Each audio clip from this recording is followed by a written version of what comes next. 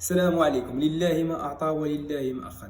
إن لله وإنا إليه راجعون. أحمد الزفزافي في ذمة الله. اليوم يتم تشييع جنازة الراحل أحمد الزفزافي، والمضمون في هذا الشيء كامل أن السلطات سمحات لابن أحمد الزفزافي ناصر الزفزافي بتشييع جنازته اليوم، واللي هو يوم الخميس 24 تنبير 2025. حاليا ناصر الزفزافي حاضر في الجنازة ديال الأب ديالو أحمد الزفزافي. بالنسبة للناس اللي ما عارفين شكون هو أحمد الزفزافي، غنعطيكم واحد التلخيص ونزيد نقربكم من أحمد الزفزافي من بعد الترحم عليه.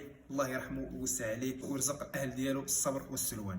المهم الدراري نعطيكم واحد التلخيص على شكون هو احمد الزفزافي. احمد الزفزافي ولد سنه 1943، ولد في الحسيمه، ينتمي الى عائله المقاومه. جده اليزيد نور الحاج حمو كان وزيرا في حكومه محمد بن الخطاب بعد استقلال الريف ما بين سنه 1921 و 1926.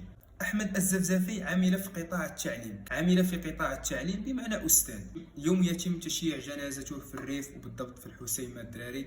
وهذا أحمد الزفزافي عنده مقامة كبيرة بين الناس ديال الحسيمة وتيحترموه بزاف، لأنه كان تيدوي على الحق وتيدوي على ولاد الريف بصفة عامة. كان تيدوي على أحرار الريف بواحد الحرقة اللي تيحسوا بها غا الناس ديال الحسيمة الدراري.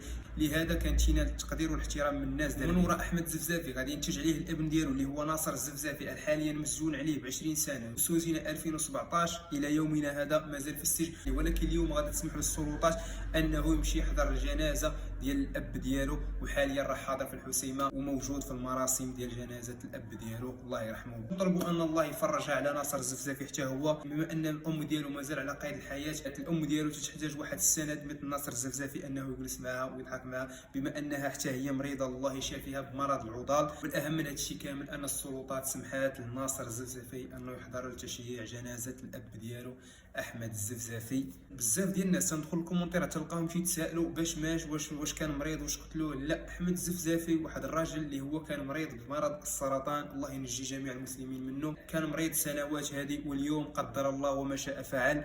إن لله وإنا إليه راجعون.